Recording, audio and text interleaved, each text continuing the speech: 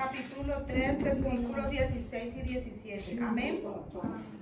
Toda la escritura es inspirada por Dios y útil para enseñar, para redarguir, para corregir, para instruir en justicia, a fin de que el hombre de Dios sea perfecto, enteramente preparado para toda buena obra.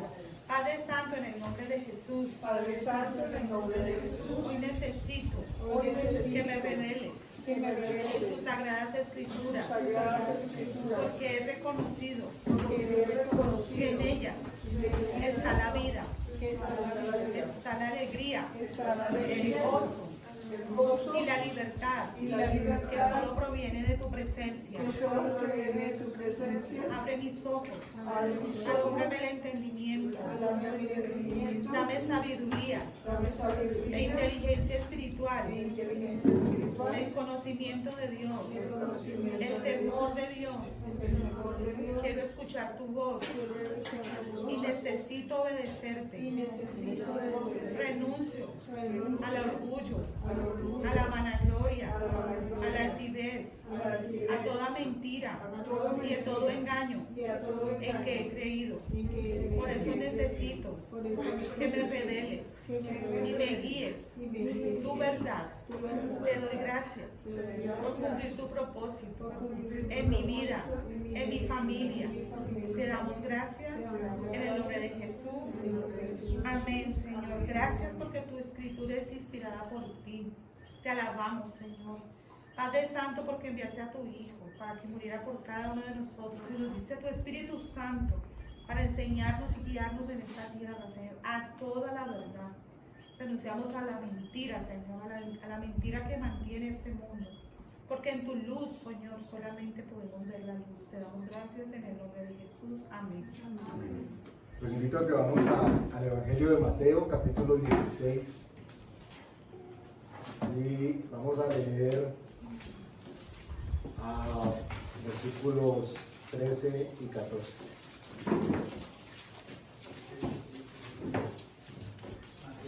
Mateo 16, versículos 13 y 14.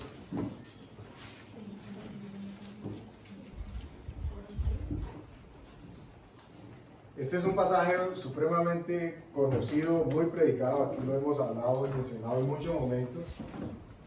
Y como siempre lo digo, viene muy a propósito de todo lo que tenemos que aprender de Dios y con Dios. Se habla de la confesión de Pedro, dice las Biblias que tienen título. Pero por supuesto no estamos hablando de que fue que Pedro se sentó a confesarse con Jesús. No es esa la intención. Cuando la Escritura habla de confesión o confesarse, está hablando de proclamar, de decir unos a otros, ¿okay?, acerca de una verdad. El título dice la confesión de Pedro. ¿Qué fue la confesión? Recuerden que confesar implica la necesidad de manifestar algo que se tiene muy adentro.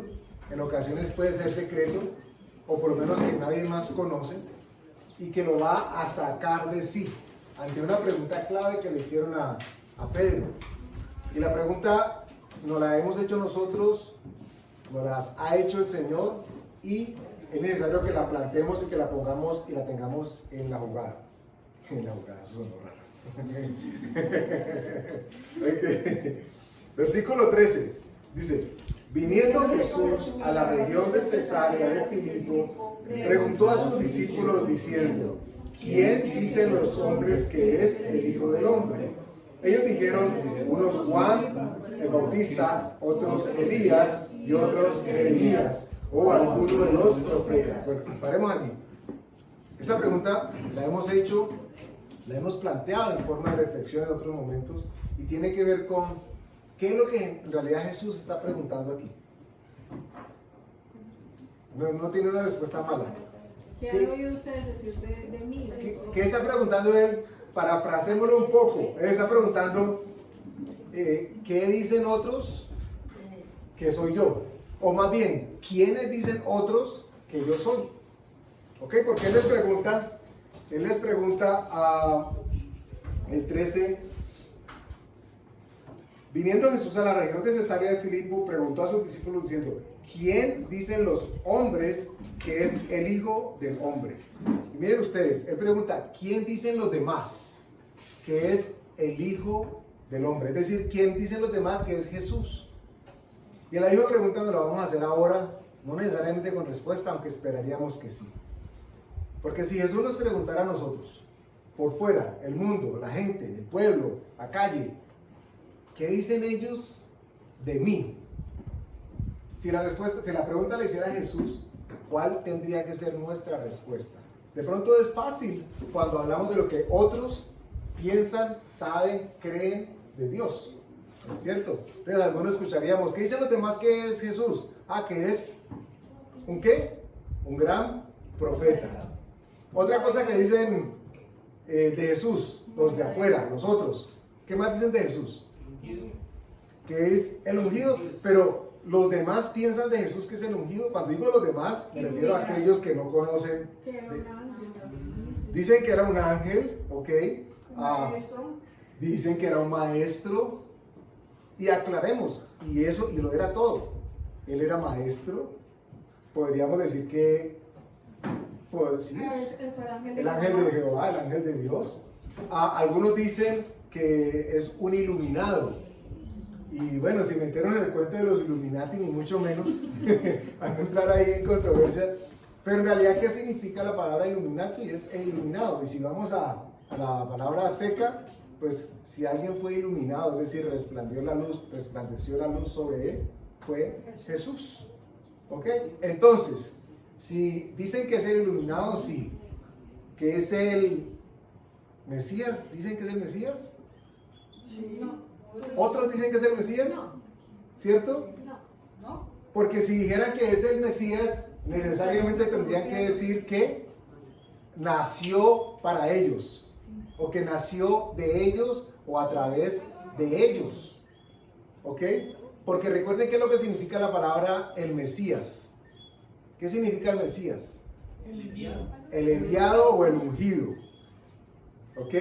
Para muchos Jesús fue enviado, pero ¿a qué? No saben si fue enviado a morir por nosotros, o lo enviaron a hacer un mandado, o qué, o simplemente llegó. Jesús vino y cumplió todo lo que tenía presente y todo lo que tenía dispuesto de parte del Padre para nosotros. Entonces repito la pregunta y la replanteo. ¿Quién es Jesús para el resto de los hombres? Y la respuesta, como vimos, es diversa. ¿Quién es Jesús para los demás? Pero la pregunta que termina siendo Jesús, Para los demás en esa época. y para los demás ahora, hoy en día, ¿ok? Vamos a propósito de la pregunta que haces y la aclaración que requiere. En ese entonces estaban hablando de los que estaban en el escenario, que eran los judíos, ¿cierto? Fariseos, los saduceos, todos los feos que estaban reunidos alrededor del momento. Pero si nos ubicáramos en una línea de tiempo y la pregunta hubiera sido hecha hoy, si ahora, hoy, 2 de febrero del 2021, nos preguntaran aquí a la congregación, a Palabra Viva, ¿quiénes dicen los de afuera que soy yo? Preguntando Jesús. O podríamos decir muchas cosas, ¿cierto? Porque ya hemos escuchado mucho de lo que el mundo dice de Jesús. ¿Qué dice? Ya lo dijimos. Que es un profeta, que es un tipo con una pepa muy grande, que era profeta, que era un barbuchas interesante, el zarco le dicen, de manera algunos irrespetuosa. Pero Jesús quería saber 2 cosas. Y se lo preguntó a los discípulos. A las mismas personas les preguntó 2 cosas. La primera, los demás, ¿quiénes dicen que yo soy? Y la segunda es la que vamos a leer después. Él les dijo, versículo 15. ¿Y vosotros quién decís que soy yo? Paren allí, siguiente pausa. Esto es importantísimo. el destino del resto de la humanidad iba a depender de la respuesta que le iban a dar a Jesús. Él preguntó por socializar el conocimiento. Los demás, ¿quiénes dicen que soy? El profeta, Jeremías, Elías.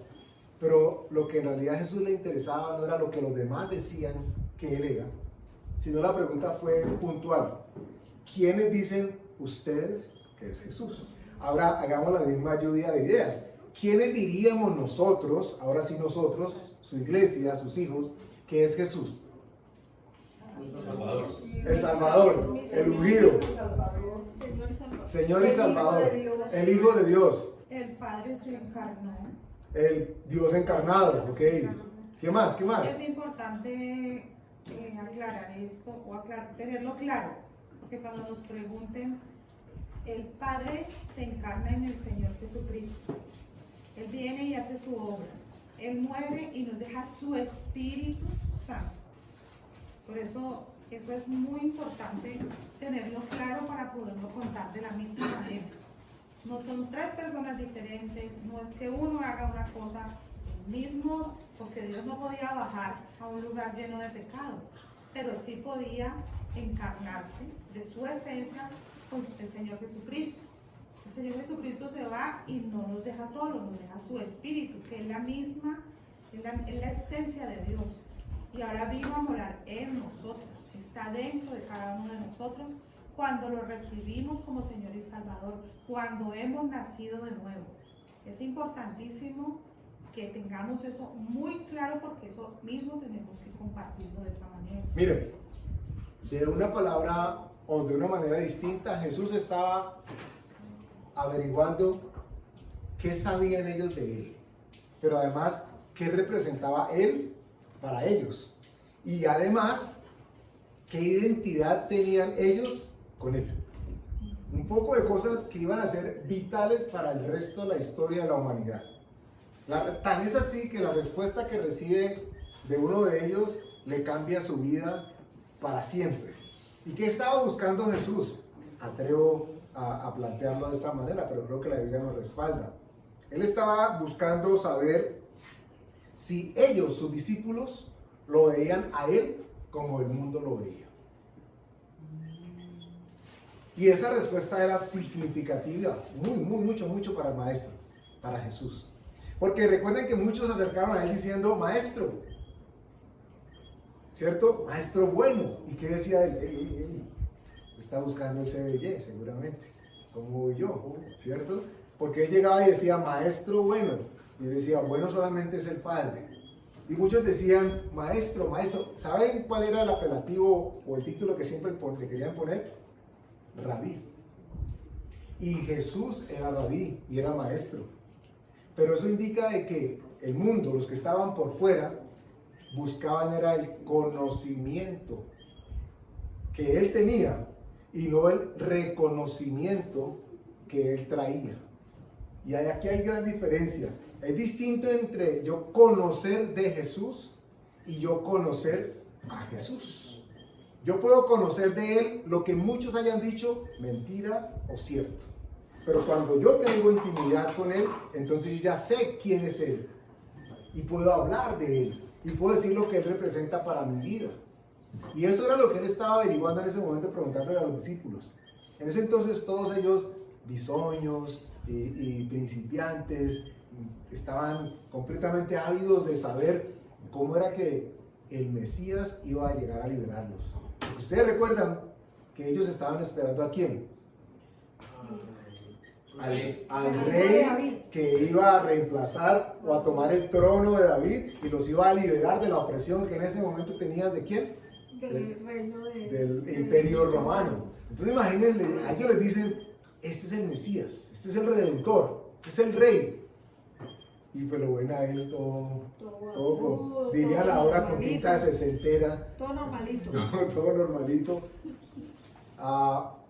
Sin duda una prueba gigantesca de fe para fundamentar lo que ellos iban a recibir. Y él quería asegurarse antes que nada, antes de continuar en su proceso de enseñanza y de discipulado, él quería asegurarse de que los discípulos tuviesen claro quién era Él para el mundo, para que ellos pudieran hacer la diferencia de lo que iba a ser Él para ellos. Es un mensaje hermosísimo para nosotros porque el mundo piensa de una forma y nosotros que creemos en Él debemos pensar de otra. Por supuesto, porque nosotros tenemos algo que el mundo ha buscado pero que no puede obtener sin el Espíritu Santo: conocimiento. Dios nos ha dado a nosotros relación e intimidad con Él. Sin el Espíritu Santo es imposible que conozcamos a Dios en la persona de Jesús. Entonces, Él les está diciendo, ¿y vosotros? ¿Quién decís que soy? Ustedes, allá, sí, ¿usted quién dice que soy yo? Preguntaba Jesús. Y tal vez temerosos todos, porque Él casi que les quitó las respuestas que ellos tenían. Y esto de alguna manera indica de que ellos sí pensaban de Jesús lo que los demás pensaban. Retomo el versículo 13, porque miren lo que ellos dijeron.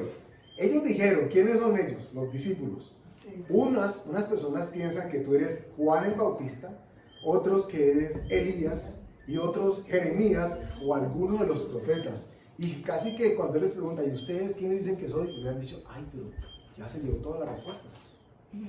Porque ¿qué más podían decir ellos si no se lo revelaba el mismo Dios? Lo que sabían, lo que habían dicho Jeremías, Juan el Bautista, ahí habían seguramente discípulos, más bien, discípulos de Juan el Bautista. Recuerdan que la Escritura nos dice en uno de los evangelios, son dos, que Andrés y... El otro no menciona. No se menciona, pero dice que el hermano siguieron a Jesús, o que el uno le predicó al otro. Entonces, imagínense ustedes este cuadro. Tienen a los discípulos de Juan, que caminaron con Juan, y están ahora enfrente de Jesús. Y existe la posibilidad de que uno de ellos que caminó con Juan diga, este no era Juan que está reencarnado. Porque ellos están diciendo lo que todos los demás creen. Es decir, que por donde ellos caminaban en el pueblo, en la plaza, ese tiene que ser Juan. Herodes lo mandó a decapitar, lo mató. El mismo Herodes creía que eso era lo que había pasado. Estamos por supuesto, suponiendo lo que pasaba por sus mentes. Pero ellos abiertamente dijeron quién era Jesús para todos los demás. Y Jesús quería decirles a ellos, yo quiero que ustedes se den cuenta, cuando sepan qué es Jesús para los demás, quién soy yo para los demás, cuál es la gran diferencia que va a radicar en sus vidas ahora que se den cuenta quién soy yo o quién debo ser en sus vidas. Y tan radical fue la respuesta y el mensaje que el Señor Jesús envió, que hasta el nombre de quien lo recibió como revelación cambió de manera inmediata. ¿Se imaginan? Sigamos leyendo. Versículo 17. El 16. Respondiendo Simón Pedro dijo, tú eres el Cristo, el Hijo del Dios viviente. Ahora paren allí. ¿Cómo sabía Pedro que Jesús era el Cristo? Fue porque recuerden, ya lo dijimos previamente, ellos estaban esperando era al rey. Ellos estaban esperando a alguien de pronto hasta musculoso, con mucho ímpetu, tipo rey Saúl, 2 metros 10, 2 metros 30, con pinta de guerrero y de rey. Porque ellos estaban esperando a alguien que llegara con mucho poder y lo liberara del imperio. Y ven a Jesús con sus sandalias, su ropa tranquila, seguramente holgada. Y ahí este es. Pues, la gente dice que es profeta. Ay, que de pronto fue que Juan reencarnó en él. ¿Cuántos creen aquí en la reencarnación? Ay, qué bueno que nadie levantó la mano. Yo sí creo en la reencarnación, pero ya se los he dicho, la de las uñas. Cuando hay una uña encarnada, que la sacan y vuelve y se reencarna, pues ahí está la reencarnación. Tal vez a eso se referían en algún momento los discípulos. Pero interesante que de esos tiempos existían esas creencias, los conceptos de reencarnación. Es que son Claro. los cananeos y todo eso. Recuerden ustedes que en la iglesia se dio la iglesia todavía no, cuando estaba por formarse, hubo unos que empezaron a defender inclusive la posibilidad de que Jesús fuera quien dice que fuera, porque ellos creían o no en la resurrección. Había un grupo de los religiosos que sí creía en la resurrección, otros creían en la reencarnación, otros creían, bueno, en lo que cada quien creía a su manera. Pero Dios quería separar completamente el pensamiento del mundo al respecto de Él y el pensamiento de nosotros, su iglesia, al respecto de Él. Para nosotros Jesús no puede ser el mismo que es para cualquier otra persona. Para nosotros Jesús no puede ser la estatuilla esa o la figurita que nos ponemos sagradamente en la billetera y que es la primera que vemos cuando abrimos. Porque nosotros tenemos que llevar a nuestro Señor en nuestro corazón. ¿Ok? Lo demás es aprendido y sabemos que simplemente pasa y es pasajero. ¿Quién decimos nosotros que es Él? Es la pregunta que Dios nos hace hoy. Y la respuesta cambió la vida de quien llegó a ser uno de los pilares de la iglesia. Y la respuesta seguramente cambió el resto de nuestras vidas en el momento en que eso se nos reveló. Tal vez alguno de ustedes o nosotros en algún momento recibimos o nos presentaron a un Jesús de una manera religiosa, pensando que teníamos que decir sí, sí, sí, sí, sí, porque ya nos pusieron delante de todo el mundo. Así lo hacían en el pasado y todavía lo hacen. Y un llamado al altar. ¿Quiénes quieren recibir a Jesús por primera vez en su corazón? Y la gente por allá, como si tuviera chucha, con las manos aquí apretadas, nadie quería levantar las manos, y de pronto el que estaba enseguida lo empujaba, se caía, y ese, tráiganlo, vénganlo. Y la gente llegaba con miedo, con vergüenza, en algunos casos, de ser expuestos. Y se paraban en el frente del altar, y todo el poco gente con las manos estiradas, como señalándolos. Muchas personas terminaron recibiendo al Señor en esas circunstancias, preguntándose quién fue que me empujó. Sí, literal, ¿quién fue que me empujó? Y si les hubieran preguntado en ese momento quién es Jesús para usted, ¿qué hayan podido decir? El que me empujó, ese me invitó y me llevó. O en otros casos, congraciarse con quienes amablemente nos habían torcido la mano y nos habían llevado empujados a la iglesia, porque así también sucedía. ¿Qué vas a hacer mañana? No, nada. Para que vamos a la iglesia. Ay, no, espérate, ya me acordé. Sí, estoy ocupado.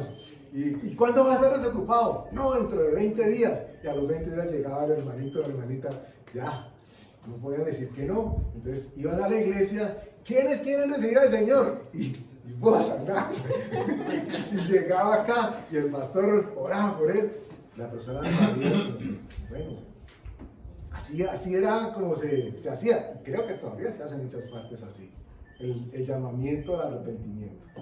Cuando nosotros sabemos ahora de que es una revelación que el Espíritu Santo hace en nuestros corazones para que nosotros en realidad podamos darle cabida a Él y que Él transforme nuestras vidas.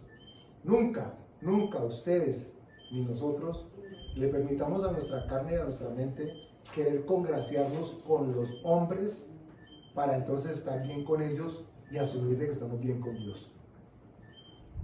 Porque ya Él está siendo explícito en que hay una diferencia abismal entre lo que los demás decían y lo que ellos iban a decir de Él. Y yo me imagino a todos los discípulos. Jeremías, no, ya lo dijo. Juan el Bautista, ya lo dijo. Que es profeta, ya lo dijo, y somos nosotros. Y estaban esperando que alguien se atreviera, y seguramente a Pedro lo empujaron. Vos. Pedro llega y dice: tú eres Jesús, el Hijo de Dios viviente. Y Jesús dice: eso. Así que, eso. Pero no te lo reveló carne ni sangre. No había manera que a él se lo soplara. No había manera que alguien le dijera: decía así. No le llegó el mensaje por WhatsApp, ni el chancuco. Se lo reveló el Espíritu Santo. Y Jesús supo que verdaderamente eso solamente podía revelársele si venía de parte de Dios. Porque nadie más lo sabía. Tan nadie más lo sabía que quienes debían saberlo no se dieron cuenta cuando él llegó. Pero la Escritura dice que a los suyos vino y los suyos no lo recibieron. Los judíos, los fariseos, tenían la Escritura. Tenían, hablo comillas, el conocimiento de la ley, que hablaba con tiempos precisísimos. Y tenían el libro de Daniel. Si hubieran leído Isaías 53, y lo tenían, Pero sucede tal como el día de hoy. El pueblo judío tiene el libro, el Antiguo Pacto, donde se habla de Jesús y su futura venida. Pero no lo pueden recibir porque no tienen el Espíritu Santo, que es el que da esa revelación. Hasta que llega el Espíritu Santo no se le puede revelar. Es que en ese tiempo hay que entender el panorama y es de que Jesús llegó a revolucionar todo. O sea, nosotros hoy en día leemos la palabra y escuchamos de los fariseos, escuchamos de todo, y uno ya sabe qué es lo que pasa ahí. Pero en ese tiempo saber quién eran los fariseos, ¿sí? Y el concepto que se manejaba y llegar llegar Jesús y llegar a confrontar todo eso, o sea, era algo muy temerario, ¿no? Era irreverente en cierta medida. Entonces hay que entender esa situación y tuvo que haber sido algo muy complejo, ¿no?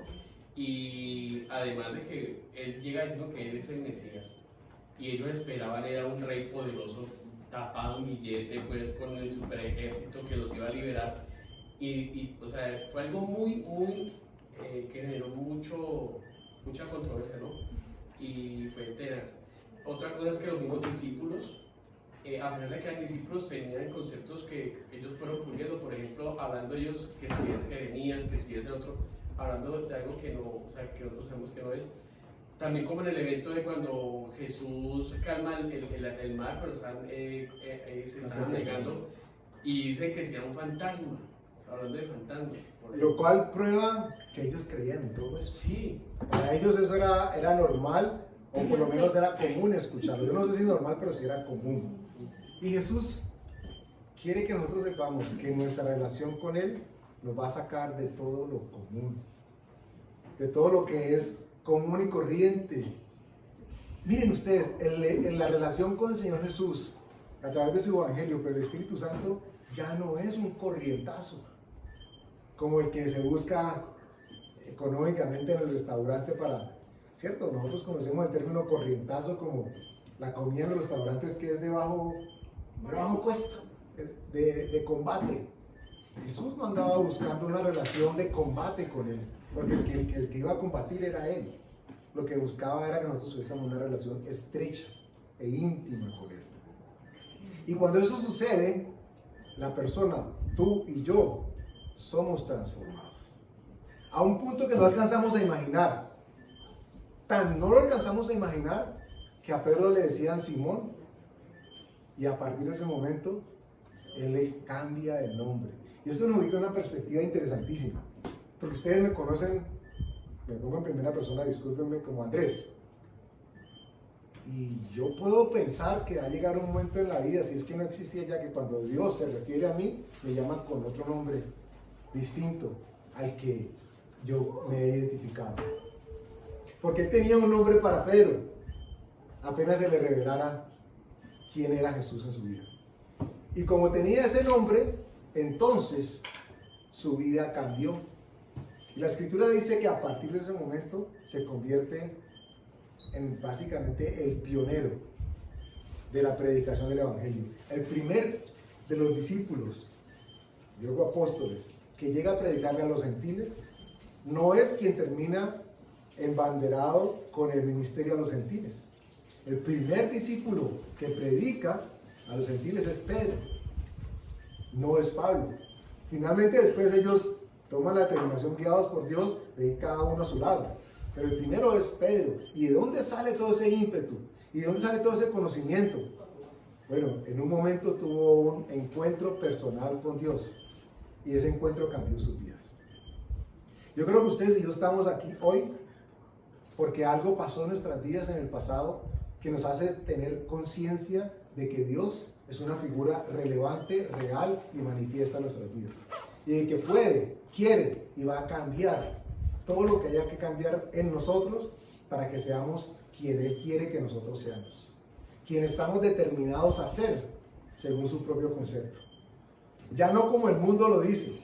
Ya no es, es que todas las mujeres son iguales. Todos los hombres son cortados con la misma tijera. Ya no. A nosotros se nos reveló Cristo.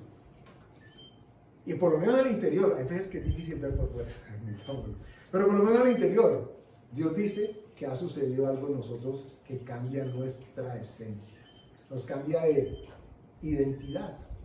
A Pedro, de un solo movimiento, Jesús lo cambia y le dice, continúo leyendo, versículo 17. Entonces le respondió Jesús: bienaventurado eres, Simón, hijo de Jonás, porque no te lo reveló carne ni sangre, sino mi Padre que está en los cielos. Y yo también te digo que tú eres Pedro, y sobre esta roca edificaré mi iglesia, y las puertas del Hades no prevalecerán contra ella. ¿Cuál fue la roca que le dijo Jesús que iba a ser el fundamento de la iglesia? ¿Cierto que no era Pedro? No iban a enterrar a Pedro allá en el fundamento del edificio. Era la revelación que él había tenido, que Jesús le dice: sobre esta roca yo voy a edificar mi iglesia. De allí, y mal interpretado y mal recontado, es que nace el tema de que Pedro fue el primer papa, nada más alejado de la realidad, porque se dice que él fue el fundador de la iglesia. Él no fue fundador de la iglesia. La revelación que tuvo fue la que estableció los fundamentos de la iglesia, al él decir: tú eres el Hijo de Dios viviente. Jesús le dice: sobre esta roca, lo que acabas de decir, yo voy a edificar mi iglesia. Casi nada. Y por eso le digo, y cambió tanto su vida, ya nunca más volvió a ser el mismo. Bueno, seguramente él quería seguir siendo el mismo en muchas cosas, pero el Espíritu Santo que ahora moraba dentro de él, lo había cambiado completamente. Versículo 19. Y a ti te daré las llaves del reino de los cielos, y todo lo que atares en la tierra será atado en los cielos, y todo lo que desatares en la tierra será desatado en los cielos. Imagínense ustedes. ¿Por qué Jesús termina diciendo que a ti te voy a dar las llaves del reino de los cielos? Y de ahí nace, continúo con la figura de el Pedro bonachón, con la barbita, con la batica grande y el cinto y el llavero lleno de llaves aquí al lado, porque pues obviamente sobre esta roca y sobre ti y las llaves, y Pedro parece que quedó ya como el portero del cielo.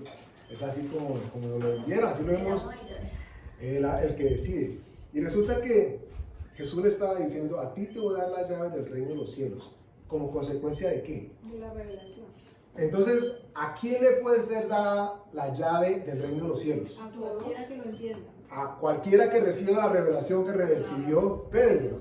Por eso la conversión y la relación con Dios no puede ser consecuencia de un empujón, de un compromiso o de algo que uno haya adquirido con alguien más para quedar bien. Tiene que ser como consecuencia de que el Espíritu Santo lo removió y lo reveló. Les comparto una infidencia ministerial que Dios dio cuando nosotros iniciamos como iglesia. En la iglesia que asistíamos anteriormente, había un énfasis sobre la predicación y la evangelización fuerte en una de las iglesias que anduvimos. Y el pastor era muy preciso sobre esto. Bueno, nosotros, Dios había hecho un llamado y quería mostrarnos algo distinto, y perseveramos porque era por obediencia y no por sentimiento lo que queríamos hacer.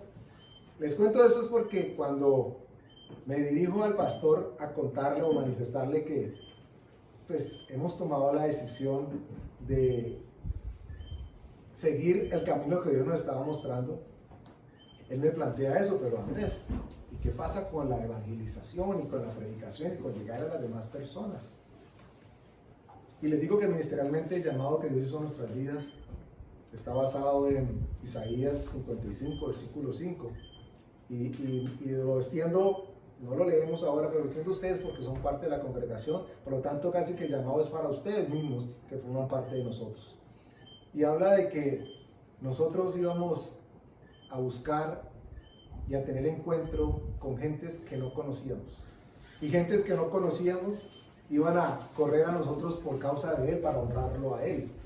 Y cuando recibimos esa revelación, o ese llamado ministerial, entendimos que no éramos nosotros los que tendríamos que salir a buscar almas personas o hermanos para que vinieran a congregarse con nosotros. No nos correspondía a nosotros, y aclaro, gloria a Dios por a quienes Dios ha llamado de esa manera a hacer misiones, a hacer evangelismo. ¡Qué bendición! Así llegó el evangelio a nosotros.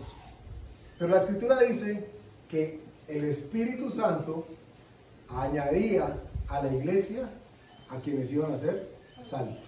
¿Quién hacía eso? La campaña evangelística, el traer al hermano bribón de Italia, directamente de Italia o directamente de África, que él es el que hace el milagro, el que desaparece la paloma, el que saca el conejo. ¿Quién es que trae a la iglesia los hermanos? El Espíritu Santo. Cuando nosotros entendimos eso, hubo descanso ministerial, porque ya no había necesidad de pensar qué estrategias vamos a usar para que la gente venga. Y miren, hoy viendo la sala como estamos, es una bendición, porque iniciamos 2 o 3 en una salita, y alguien dirá, pues que siguen siendo 3 por 4, siguen siendo 15. Pero son 15 que en este momento yo le puedo decir que nos ha traído el Espíritu Santo a todos y cada uno de ustedes aquí. Ninguno de ustedes ha sido traído de los cabellos. Bueno, yo no, por lo menos. Ninguno ha sido obligado a que venga. Ustedes todos han llegado porque Dios ha tocado sus corazones. Y les puedo decir, están en el lugar donde deben estar en este momento de sus vidas. Eso solamente lo puede hacer Dios. No recibieron el tratado, y gloria a Dios por los tratados, debajo de la puerta, o la predicación en el mío, qué bendición. Pero cada uno de ustedes y nosotros estamos aquí porque Dios nos llamó de una manera muy particular. Y vinimos y respondimos a ese llamado porque fue un llamado que entendimos era sincero de parte de Dios, no con un compromiso externo. Pues yo quiero compartirles algo muy bonito que me contó Laura Sofía precisamente esta semana. Pues Laura Sofía es una niña que está yendo a la iglesia desde los 6 años, que fue cuando yo empecé a ir a la iglesia. Y pues desde ese entonces ella ha estado, y hay veces en algún momento de su vida que le ha dado como pereza, que no quiere leer, y luego otra vez como que vuelve y se enruta y todo. Pero estábamos hablando de las cosas bonitas y maravillosas que pasaron el año pasado en medio de toda la situación. Entonces resulta que el año pasado, ella desde el año pasado está yendo a clase de música.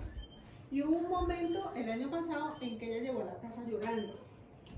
Yo le dije, ¿pero qué te pasó? ¿Qué tienes? Entonces me decía, no, es que hay otra niña aquí en la cuadra, yo la tengo que ayudar más a ella, yo tengo que apoyarla más a ella, yo de pronto a veces no he sido como buena con ella. No, mira, pero tú estás haciendo bien, porque mira que tú le estás compartiendo la música. Y ella lloró, pero... Y resulta que ahora me cuenta que lo que pasa es que ese día sí empezó ella con eso, pero que ella siguió subiendo la loma caminando, y que ella no sabe cómo, que ella en un momento entendió que el Señor Jesús había muerto por ella y que Él la tenía que amar mucho para Él haber hecho eso por ella. Y entonces ella dice que ella se paró por aquí, se sentó en el suelo, y que lloró, y que se paraba a volver a caminar y no podía, y volvía, lloraba, pero que no fue capaz de contarme cuando llegó. Entonces pues eso es muy bonito, y o sea, lógicamente pues yo oro por ella, yo sé que en la iglesia oran por ella, y uno siempre ora y esa preocupación porque no sé, bueno, el hijo si está siguiendo bien, si está haciendo bien las cosas, y Dios mío, esta edad, la adolescencia, los 15, los 16, y mire que eso lo hace el Espíritu Santo, es Él en el momento en que lo tiene que hacer y como lo tiene que hacer. La obra es de Él, por Él y para Él. Y ratifica el hecho de que quien debe hacer la obra es Él. Y no vamos a entrar en hacer comparaciones ni mucho menos. Lo que sí quiero manifestarles es que si ustedes están aquí hoy, es porque Dios los trajo.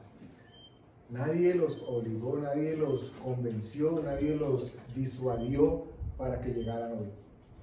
De hecho, que podríamos llegar a la conclusión como la que Jesús le respondió o le manifestó a Pedro. Dijo, no los trajo ni carne ni sangre. No están aquí porque les pareció muy chévere una prédica X o Y, porque tal vez todo les ha parecido aburrido. ¿Por qué no? Pero aburridas o alegres, Lo que necesitamos es que el que las inspirara fuera el Espíritu Santo de Dios. Y cuando eso sucede, entonces Él se encarga de transformar nuestras vidas.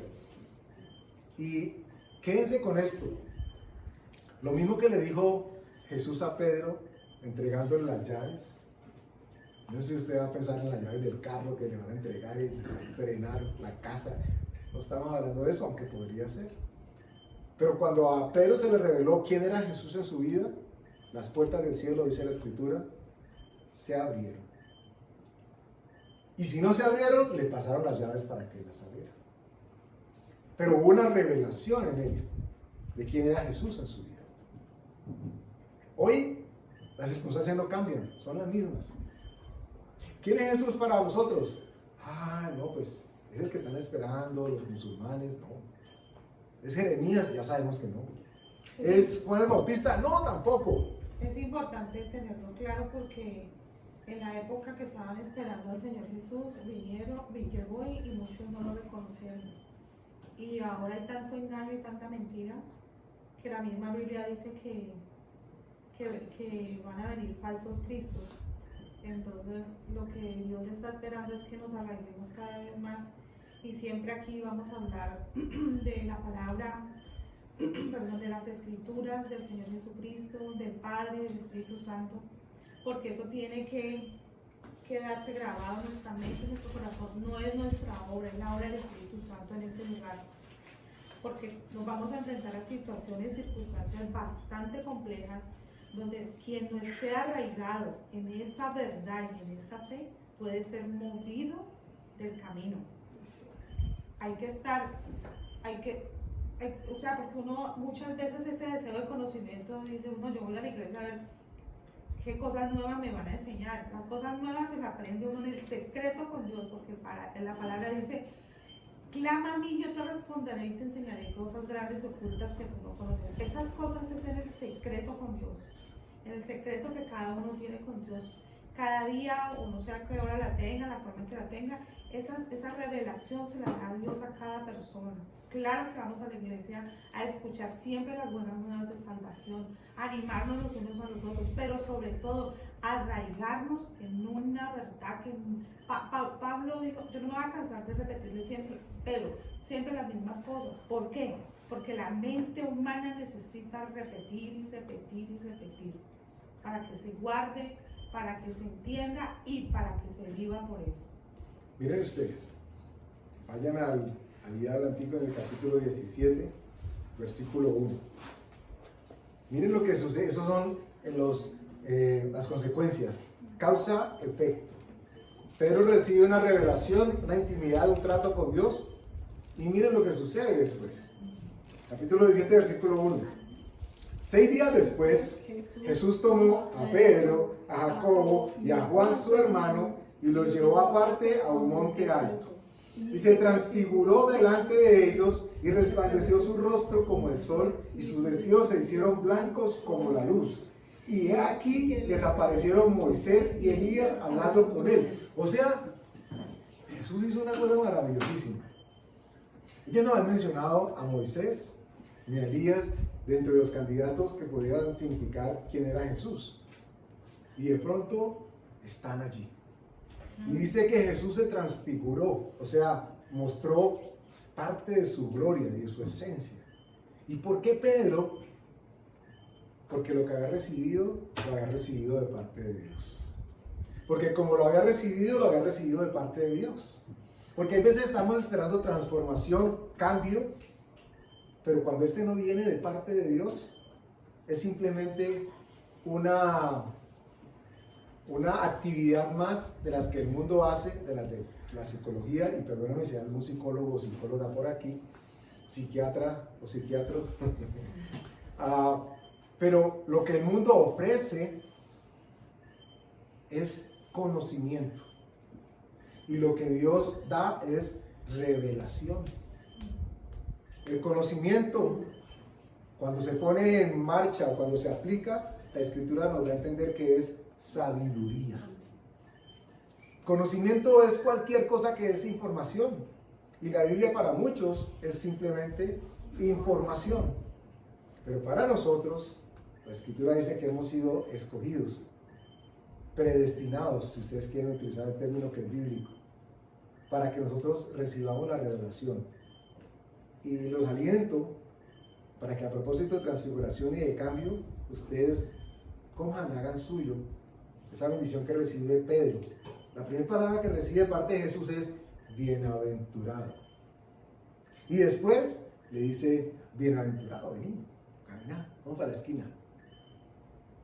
Y Pedro va con Juan, con el hermano, ¿y para dónde vamos, Jesús? Venga, pregunte. Llegan y se encuentran con que Jesús se transforma, les muestra parte de la esencia de quién es Dios en él. Lo que quiso Moisés cuando le dijo, Muéstrame tu gloria. Y está con Moisés. ¿Y cómo así? ¿Por qué? Miren ustedes, ¿por qué Jesús podía hablarles a ellos ya de Moisés y de Elías? Porque en ellos ya no estaba la duda que podía estar en el principio con respecto a quiénes iban a ser ellos. Porque en un principio habló de, es que reencarnó, es que era un profeta que estaba muerto y vivió. ¿Qué tal que hubieran estado todos los discípulos? Y hubieran empezado a decir, te lo dije, reencarnó. ¿Y en qué reencarnó? Ahora es bastón de la vara de Moisés. ¿Qué hubiera pasado por la mente de todos estando en este momento? ¿Por qué no los lleva a todos? ¿Por qué escoge a unos? Fue a los que Dios se les había revelado, los que iban a ser transformados por lo que Él les iba a mostrar. No simplemente los que se iban a quedar con el conocimiento. Y ya no iban a decir, ¡ay, Moisés, estás vivo! Miren ustedes que ellos ni siquiera se impactan por él, lo que se impactan es por la realidad de lo que están viviendo. Pedro termina después diciéndolo bobadas, como diríamos cualquiera de nosotros en las circunstancias. Señor, hagamos una ramada, una para ti, otra para ti. Cuando voltearon ya no estaban. Pero, ¿por qué pudieron ellos ver la gloria de Dios? Porque Dios ya estaba verdaderamente en sus corazones. Porque habían entendido lo primero. Y eso es lo que Por sucede. eso él lo llevó esos 3, no más. No lo lleva más. Podría alguien decir, no, es que ahí estaban, pero la Escritura no dice nada. Quedémonos con lo que dice la Escritura. Estaban solamente ellos 3. Y a los 3 se les manifestó y les mostró su gloria. ¿Y por qué? Bueno, algo sucedió en sus corazones que no fue hecho por los hombres, que fue hecho por Dios, que Dios dijo, estos pueden ver lo que yo quiero mostrarles. Hay veces la gente quiere más conocimiento. Yo quiero conocer la profecía y yo quiero ver si Daniel fue y volvió y el libro de Enoch y ya fuiste transformado. Hay esa área en tu vida que tú sabes que Dios está haciendo el cambio, o lo que quieres es simplemente más conocimiento y más conocimiento para poder en algún momento debatir, decir. Porque el conocimiento cuando llega como revelación nos va a servir para que otros puedan llegar a los pies del Evangelio, no simplemente para que otros se den cuenta que tenemos conocimiento. Entonces ellos están aquí y dicen, Señor, ¿qué es esto que nos estás mostrando? Y Jesús les dice, ¿cómo creyeron? Si ustedes creen, ¿se acuerdan que dice por ahí? Van a ver la gloria de Dios. Y eso fue lo que sucedió en ese momento. Vieron la gloria de Dios. Para la transformación, Jesús no estaba chicaneando que podía transfigurarse. Eso no era como, con el poder de los genes fantásticos, así les llega. Y miren cómo me veo ahora, y miren cómo me veo ahora. No tenía presentación. Él lo hace porque sabe que en sus corazones ellos van a poder recibir lo que está sucediendo. Entonces ustedes, conforme recibamos palabra y se nos revele cada vez más y más, Dios nos va a poder dar más y más. Hay que recibirlo primero de parte de Él para que lo segundo también siga viniendo únicamente de Él. Por eso cuidadoso con lo que escuchamos, con lo que leemos, con lo que vemos. Me incluyo lo que sale de este púlpito, cuidadoso. No porque, Andrés lo dijo, entonces lo Andrés no. No, fíjelo todo por lo que el Espíritu Santo le dice a través de la palabra. Porque el ser humano es humano y se puede equivocar. Algunas veces consciente, otras veces inconsciente, pero se puede equivocar. Pero gracias a Dios el Espíritu Santo, ¿no? Entonces los invito a que se den cuenta lo que ha pasado en sus vidas. Ya no desde una perspectiva religiosa. No, sí, es que yo antes era esto y ahora soy cristiano. ¿cambió tu vida? No mucho, pero yo soy cristiano. Resulta que el cristianismo implica un nuevo nacimiento. Nos llamamos cristianos porque nacimos en Cristo. Y si Cristo está en nosotros, dice que la vieja criatura fue echada a un lado y la nueva está ahora manifiesta. Y eso hace que seamos receptores de lo más preciado para Dios en este mundo, que dice que es el Espíritu Santo. Somos templo del Espíritu Santo. Y eso solamente va a poder habitar donde ha sido recibido como revelación. Esto sucede cuando tenemos claro qué es el nuevo nacimiento. ¿Y por qué nos llamamos ahora cristianos? No fue que cambiamos de religión, es que ahora Jesús verdaderamente nació en nuestros corazones. Y ahí va a venir la liberación, y va a venir la transformación, y va a venir la transfiguración. Ojalá no, cuando le saquen la piedra y usted se transfiguró, no estamos hablando de eso, sino que cuando le quieran sacar la piedra, lo que salga de su corazón es amor. Y la gente se va a quedar sorprendida y, ¿cómo así? Este puso la otra mejilla cuando antes sacaba puñal. Dios verdaderamente cambia nuestras vidas cuando es Él el que toma el lugar que le corresponde. Lo que debemos hacer es orar para que otros vengan al conocimiento de la verdad. Cada iglesia tiene su manera de no sé si se les revela a Dios o eso es visto como una empresa, pero cada vez que necesitemos o deseemos o pensemos o Dios nos ponga en el corazón otras personas, oremos, doblemos rodilla por esa persona para que sea la obra del Espíritu Santo. Siempre debe ser la obra del Espíritu Santo, porque si no vino un día y no volvió. Esa es la manera en que el Espíritu Santo trae a las personas, a la iglesia. Seguramente no viene a la iglesia porque no quiere, pero entonces ya empezó en su casa a oír, a recibir la palabra, hasta que un día Dios lo trae a la iglesia porque sabe que tiene que congregarse. Y esa es la obra del Espíritu Santo, eso no es la obra de ninguna persona. Amén. Estamos aquí porque Él nos trae. Amén. No hay otra explicación. No, y definitivamente uno puede hablar mucho y compartir mucho, pero finalmente el que hace el trabajo del Espíritu Santo, nosotros no podemos creer que nosotros vamos a hacer algo. Simplemente el Espíritu Santo, de pronto ya tienen conocimiento, toda la vida nosotros le hemos compartido palabra al hermano de mi esposa, y él, porque él era uno que pensaba y todavía argumentó de que Jesús era simplemente un maestro, ¿sí? Un profeta, pero no lo reconocía como hijo de Dios. Y todavía tuvimos conversaciones acerca del tema de que él reconocía a Jesús como un profeta, pero no como hijo de Dios. Y estamos hablando desde toda la vida, o sea, desde muchacho, él tenía el conocimiento, el concepto, y ya 20, 30 años después vino a reconocer de que definitivamente Jesucristo es el hijo de Dios. Él le reveló.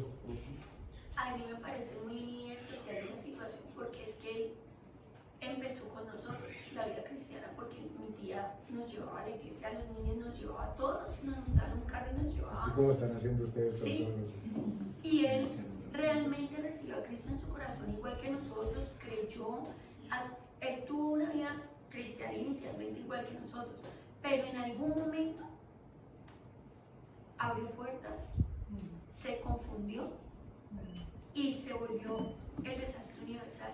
Pero lo que yo veo ahora es que Dios ha sido fiel y que cuando Dios definitivamente lo toca a uno, como que lo marca, es como si que le puso un sello, tarde o temprano vuelve. Y es muy hermoso lo que Forma parte de la promesa. está pasando ahora. Amén. Bueno, vamos a orar entonces.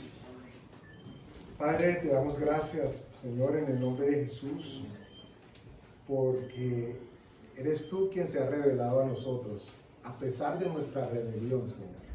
Fuiste tú quien se manifestó en nuestra vida, en nuestro corazón, y valoras el que hemos aceptado quien has sido para nosotros y lo que has hecho para nosotros, Señor. Lo valoras porque eres así, Señor, porque te ha placido darnos el reino y quieres que todos lo recibamos, Señor.